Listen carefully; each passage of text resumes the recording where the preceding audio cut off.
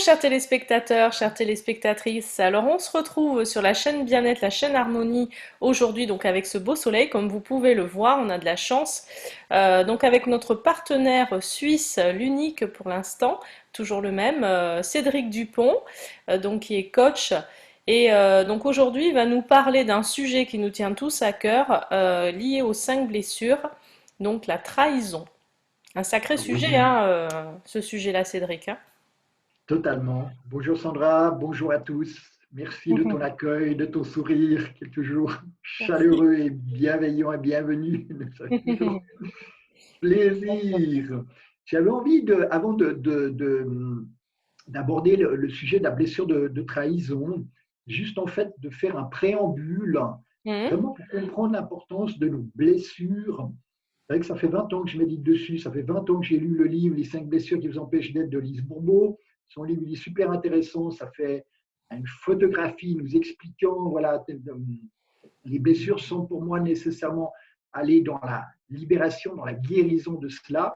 Et c'est vrai que ça fait voilà, des années que je cherche, et depuis une année, encore à fond, et surtout c'est intéressant avec des coachs, on travaille au niveau business, on travaille sur nos blessures, puis c'est vraiment nos plus profonds auto-saboteurs qui nous empêchent de nous déployer nos ailes en tant qu'indépendants, en tant qu'entrepreneurs. Donc c'est vital justement de faire ce travail. Et là, j'avais envie de dire, c'est vrai que quand on comprend que c'est notre âme qui a choisi quelle blessure elle veut expérimenter. Oui, ça paraît incroyable, mais j'aime beaucoup cette vision. C'est vrai que c'est une vision de Lise Bourbeau et j'y reviens, j'y méditais dessus. J'adore me promener 1 heure par jour, donc ça me permet beaucoup de méditer sur certains sujets. Je pense encore là-dessus. Et je dis, c'est vrai que si notre âme, elle a choisi telle et telle blessure, tel parent, telle lignée transgénérationnelle pour vivre tel traumatisme, telle blessure, etc., eh bien, on arrête de se rebeller et on va dans l'accueil et l'acceptation. Et l'accueil et l'acceptation, c'est justement la clé d'accueillir et d'accepter nos sensations, nos émotions, nos blessures, nos traumatismes. Et c'est là où quelque chose va pouvoir euh, commencer à bouger. C'est vraiment important, voilà, de ce préambule, au lieu de se rebeller, au lieu de dire c'est injuste, au lieu de se plaindre, au lieu de remettre la faute sur les autres, dire ok, je reprends la responsabilité de ma vie, même si ça peut paraître des fois complexe pour certaines personnes, surtout si on vit des moments dramatiques, difficiles, douloureux, de maladie, de pénurie, de problèmes de couple, de divorce, de séparation, etc., de conflits avec les enfants. C'est-à-dire, oui, je décide de reprendre la responsabilité de ma vie. C'est une deuxième clé qui est primordiale, même si c'est peu évident pour beaucoup de monde, beaucoup d'entre nous, parce que c'est vrai qu'on n'a pas appris cette notion de prendre la responsabilité. Ne serait-ce que des enfants, tiens, on va manger une glace, tu veux choisir quel parfum? Oh, mais toi, tu aimes la vanille, tu veux quelle coupe de cheveux? Ah, je te vois bien couper les cheveux courts, etc. Et souvent, nos parents décidaient pour nous Mhm. tel habit, telle coupe de cheveux, tel parfum, de glace, etc. Ce qui fait qu'on n'a pas appris à décider. Et pour moi, décider, c'est une compétence. Et c'est une compétence, comme la plupart des compétences, qui s'est développée ou qui aurait dû se développer enfant. Mais bonne nouvelle, bah, si on ne l'a pas développé enfant, bah, on peut commencer à la développer adulte. Mais pour dire que Mhm. voilà, à la base, ça aurait dû être une compétence enfant qu'on aurait dû développer ça, comme gérer nos émotions, nos blessures, etc. Mais voilà, il y a des choses qui ne se sont pas faites. C'est pas grave, ça s'est fait comme ça s'est fait. En tout cas, voilà, l'acceptation et la décision, décider de reprendre la responsabilité de sa vie, eh bien, c'est 2 clés importantes justement dans l'évolution, dans la libération de nos blessures. Et quand on comprend cela, là, ben, en voulant aborder, c'est vrai que la blessure de trahison qui s'est mise en place avec nos parents et souvent quand il y avait des choses qui étaient comment dire ça, non conformes, un Mhm. parent nous dit quelque chose, l'autre nous dit autre chose. Donc l'enfant, il ne sait plus sur quel pied danser et il vit des formes de mensonges. Euh, voilà, et c'est là où la blessure se met en place. Et ce qui est intéressant, c'est qu'avec cette blessure, ben, on va développer le masque du contrôlant et on va vivre aussi certaines choses dans notre vie, comme le mensonge, le vol et la tricherie. Oui, Mhm. ça peut paraître bizarre, oui, on dit oui, les gens devraient être honnêtes, oui, devraient être respectueux, oui, je n'ai pas euh, à le dire. Effectivement, tout le monde devrait être honnête, aligné, etc. Sauf que ce n'est pas le cas. Et on peut voir, c'est vrai, quand on prend cette paire de lunettes, si on peut dire, des blessures, puis on regarde le monde ou les autres avec la paire de lunettes de compréhension des blessures, ou surtout là, en l'occurrence, la blessure de trahison, on voit que c'est cette blessure de trahison qui va nous attirer les personnes, des circonstances, des situations où on va vivre des vols, des mensonges, des tricheries. Et cette blessure va aussi nous générer le doute Mm. et se remettre en question du doute. Est-ce que c'est assez bien? Est-ce que je dois faire ci? Est-ce que je dois faire ça? D'avoir des difficultés à choisir. Eh bien, c'est vraiment le, comment dire ça, l'arrière-fond de la blessure qui génère toutes ces choses. C'est vrai qu'aussi, ce qui est intéressant de voir, c'est que la trahison vient trahir la confiance. C'est-à-dire quand on trahit quelqu'un, on trahit la confiance de quelqu'un, ou quelqu'un vient trahir notre confiance. Hein. C'est Mhm. important de savoir que ça va toujours dans les deux sens, où nous-mêmes, nous pouvons nous trahir aussi, nous trahir notre propre confiance, notre propre Mm. engagement moral envers un partenaire, une société, nos enfants, nos parents, etc. Et j'ai envie de dire, on peut se trahir d'ailleurs aussi nous-mêmes très souvent, tant qu'on n'a pas compris qui on est et ce qu'on souhaite faire pour soi, on se trahit aussi dans notre manière de d'être, dans notre manière de nous comporter et même des fois dans notre manière de faire des choses ou de faire même un métier qui ne nous correspond pas, on se trahit aussi. Mais complètement.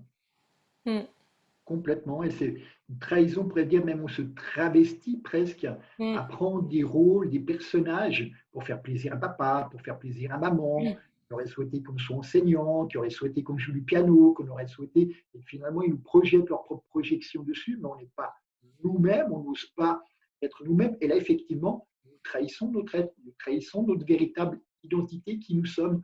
mm, Nous, en voulons faire par loyauté familiale ce que papa, maman auraient projeté sur nous, idéalisé, mm. et que nous n'osons pas. Et chose intéressante, c'est souvent quand on approche la cinquantaine, eh bien on se dit, oh là là là là là là, je suis déjà à la moitié de ma vie, quoi, ou en tout cas une bonne partie de ma vie est passée, Mm. et on découvre que on n'a pas osé réellement être nous-mêmes parce que justement par peur du jugement, par loyauté familiale, par projection de papa, maman.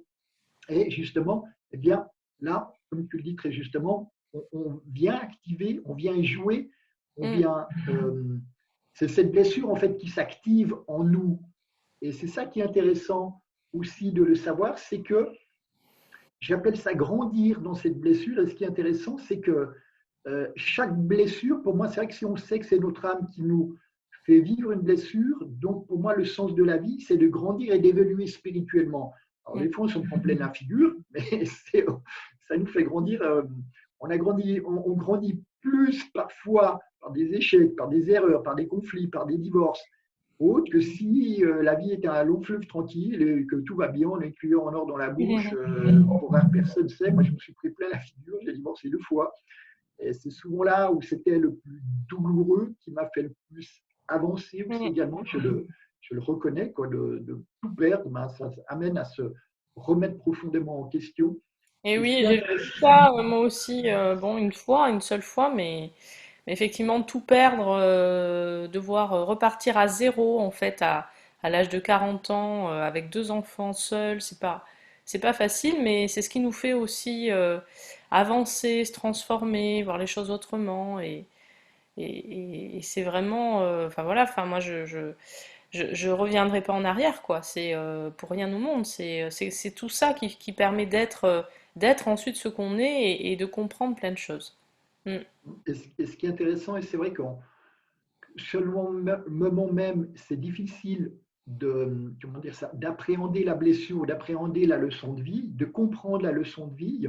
Mais c'est vrai Mm. que c'est souvent en passant par de profondes douleurs, de profondes souffrances intérieures, morales, psychologiques, émotionnelles, qui est comme un terreau alchimique de vraiment de transformation de notre personnalité, de transformation de notre ego, Mm. qui a capté vraiment toutes nos blessures et qui nous protège, qui est programmé pour nous protéger et finalement nous maintenir dans notre zone de confort qui n'est des fois pas toujours si confortable que ça.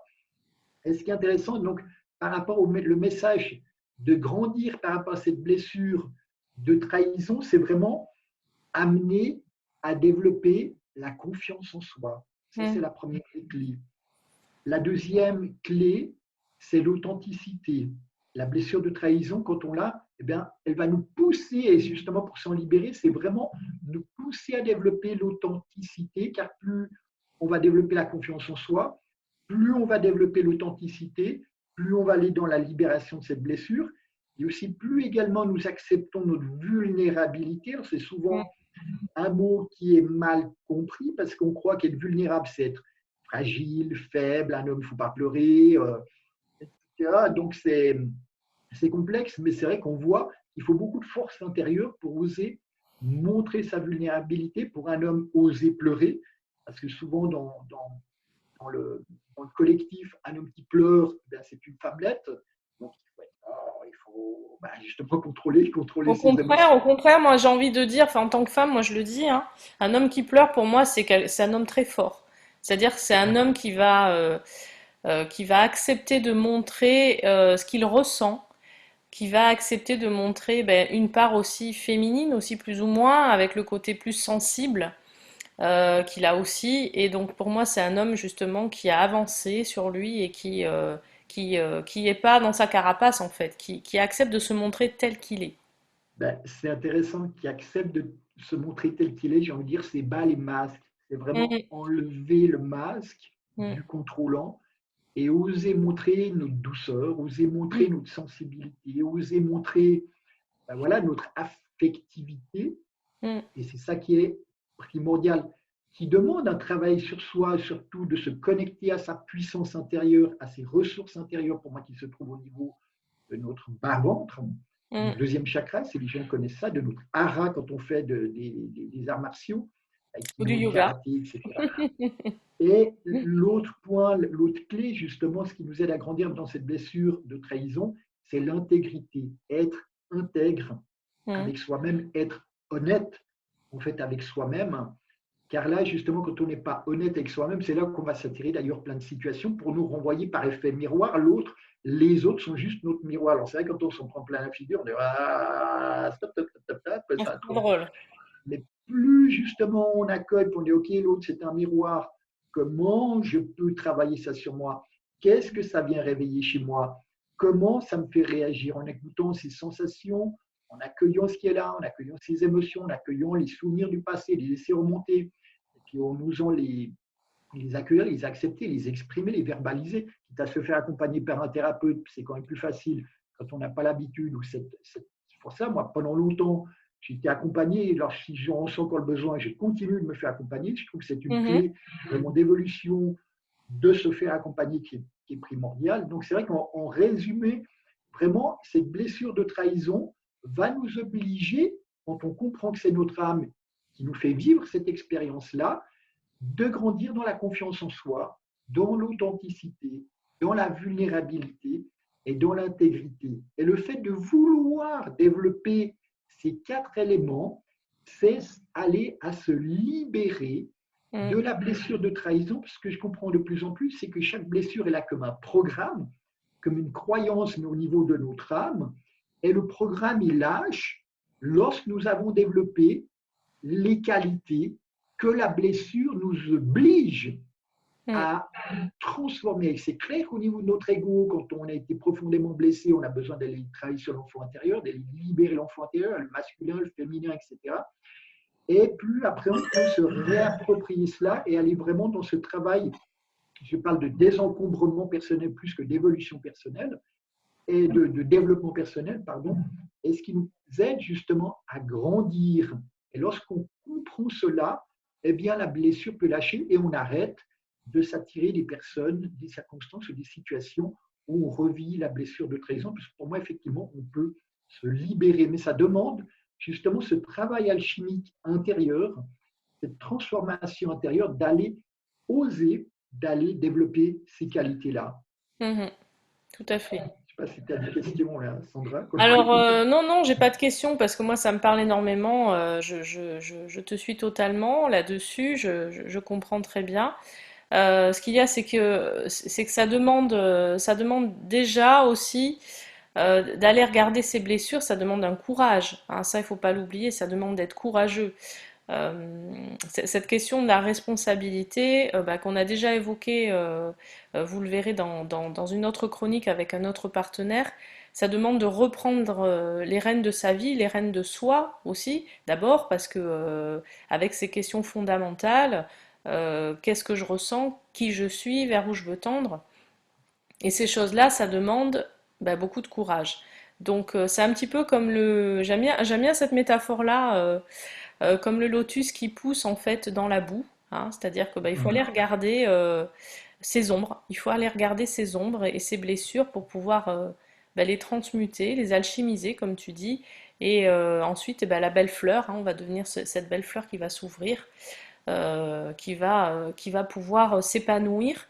Donc ça me parle tout à fait et c'est essentiel. C'est essentiel. Après, euh, on va le faire chacun à notre vitesse, chacun en fonction de nos moyens et en fonction, comme tu le disais, de ce que notre âme a expérimenté. Peut-être que ce sera pas dans cette vie, peut-être que ce sera dans une autre, peut-être que ce sera à un autre moment, peut-être que bah, il y en a, ils vont commencer. Moi, j'ai commencé à faire ce travail-là sur moi, j'avais 24 ans. La première consultation que j'ai eue avec un psychologue. Et il y en a, bah, ils vont commencer beaucoup plus tard, à 50 ans, 60 ans, ou pas, ou jamais. Mais, euh, mais voilà, chacun a son chemin, et c'est ça qu'il faut retenir aussi. Mais ce qui est intéressant dans ce que tu dis, Cédric, c'est que bah, il faut être interpellé par ça à un moment donné, se dire bon, mais est-ce que j'ai pas envie de me mettre sur ce chemin-là? C'est un chemin vers soi d'abord, hein.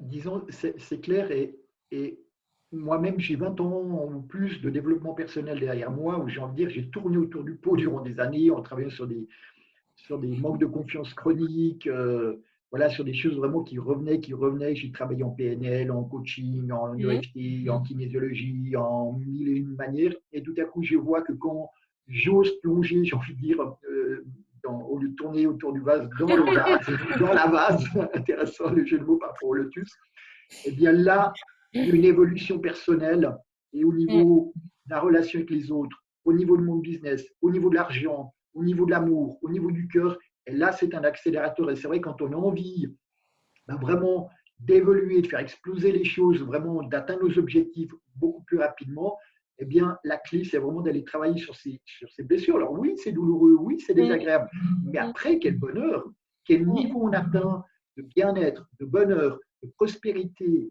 d'abondance, d'amis, de relations, de qualité de santé, de qualité de sommeil, de qualité énergétique, de qualité de relationnel avec sa partenaire, parce que faut savoir que les blessures, on se fait miroir hein, dans les couples Ouais.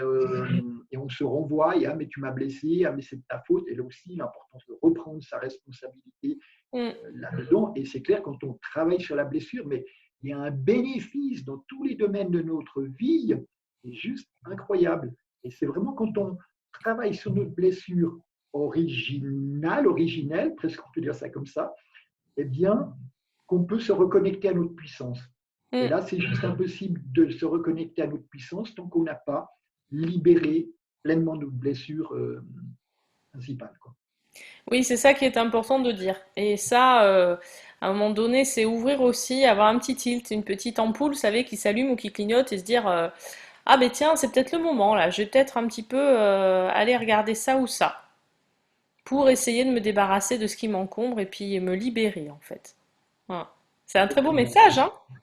Ouais. Et là, c'est l'accélération, une accélération d'évolution personnelle qui est juste incroyable qui se passe. Quoi. Mm. Je ne sais pas si tu as d'autres questions, sinon Non, voilà, j'ai pu partager en tout cas. j'ai pas d'autres questions, mais en tout cas, voilà, je trouve ça très intéressant. Et puis la trahison aussi, effectivement, on pense souvent aux autres. Et on dit souvent aussi aux autres, tu m'as trahi, tu m'as ci, tu m'as là, mais on oublie tellement. Et ça, qu'on les souligne, c'est important, ben, que déjà il faut commencer par soi et par être juste avec soi. Voilà, donc ça c'est être juste, être dans son alignement, apprendre à être avec soi, être bienveillant avec soi et être avec soi. et comprendre qui on est pour s'aimer et pour ne pas se trahir. Je pense que c'est une clé importante, hein, Cédric.